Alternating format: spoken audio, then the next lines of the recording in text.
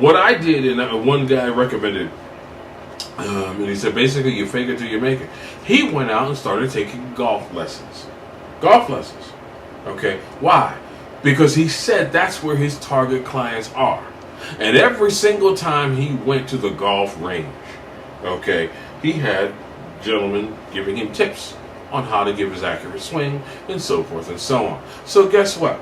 As they got more comfortable with him, they would even allow him to go out there, and not necessarily be part of their foursome, but watch them play so he could again continue to enhance his skills. So they asked him one time, why are you out here learning the game of golf? And he said, it's a sport that, again, I admire, I really know nothing about, and so I want to learn and be professional. Now, here's the question that, again, shows his astuteness, because this is what he was really waiting for. They then asked him, well, what is it that you do? Now, he could have turned around and said, well, I'm a barber over at this shop over here, blah, blah, blah.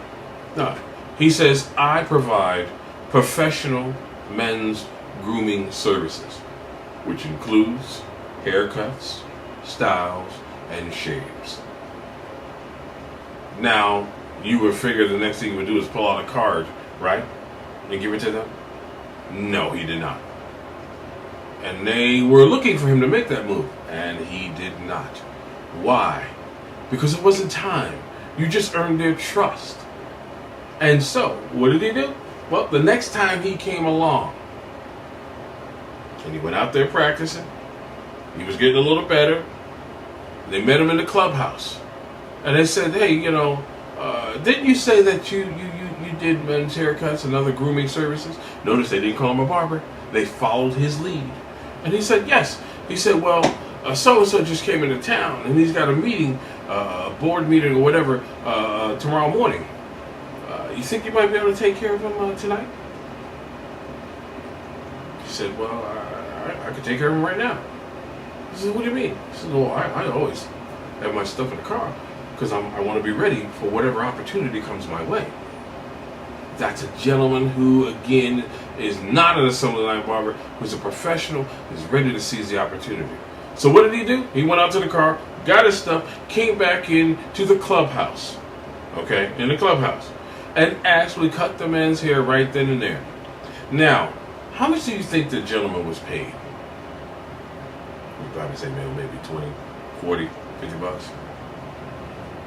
Nope. He was paid $200. $200 for less than 35 minutes work, he said. That's a professional. That's not an assembly line barber. And again, it's not the amount that he was paid that dictates whether he was a professional or not. It is what he did to get into that opportunity. And once he got the opportunity, how he delivered. So, when you ask what needs to change in the barber industry, we need to stop being assembly line barbers. Okay? And we need to be professional. That means studying the ways in which barbers used to provide services. What was the barber shop to, again, its clientele back in the day? Why was it important? Okay, and how do they deliver services? How do they dress? How do they talk? How do they handle themselves?